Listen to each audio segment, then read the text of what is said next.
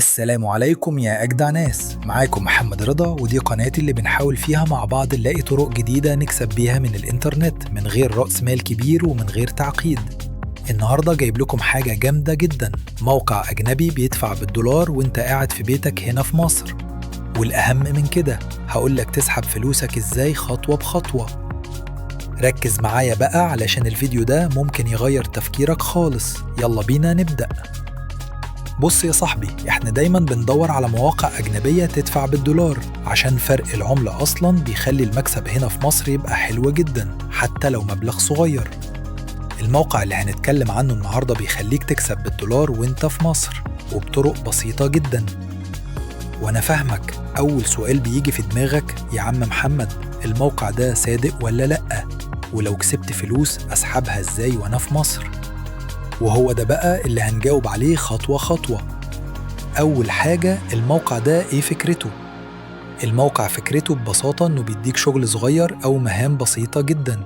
ممكن تترجم نصوص قصيرة، تكتب مقالات خفيفة، تجاوب على أسئلة أو استبيانات، أو حتى تشوف فيديوهات إعلانية. يعني حاجات أي حد ممكن يعملها حتى لو ما بيعرفش إنجليزي كويس. تاني حاجة، إزاي تسحب فلوسك؟ أهم نقطة بقى، الفلوس دي هتجيلك إزاي؟ الموقع بيبعت لك فلوسك على حسابك في باي بال أو بايونير. لو ما عندكش حساب باي بال الموضوع سهل جدا، بتسجل بحساب بنكي أو فيزا بسيطة. بعد كده بتحول الفلوس من باي بال لأي محفظة إلكترونية مصرية زي فودافون كاش أو اتصالات كاش. يعني الموضوع بقى سهل جدا مقارنة بالزمان. ليه الموضوع ده فرصة جامدة؟ عشان حضرتك بالدولار، يعني حتى لو موقع بيديك $10 في الأسبوع، دي بتساوي حوالي 500 جنيه أو أكتر. ولو شديت حيلك ممكن توصل لمبالغ أكبر كمان. والمهم، أنت بتشتغل من البيت من غير رأس مال وفي وقت فراغك. يعني حتى لو أنت طالب هتقدر تجمع مبلغ حلو يغطي مصاريفك. نصائح مني ليك قبل ما تبدأ: ما تستعجلش. الربح السريع، الشغل على المواقع دي محتاج التزام. ما تشتغلش على موقع واحد بس، جرب أكتر من موقع.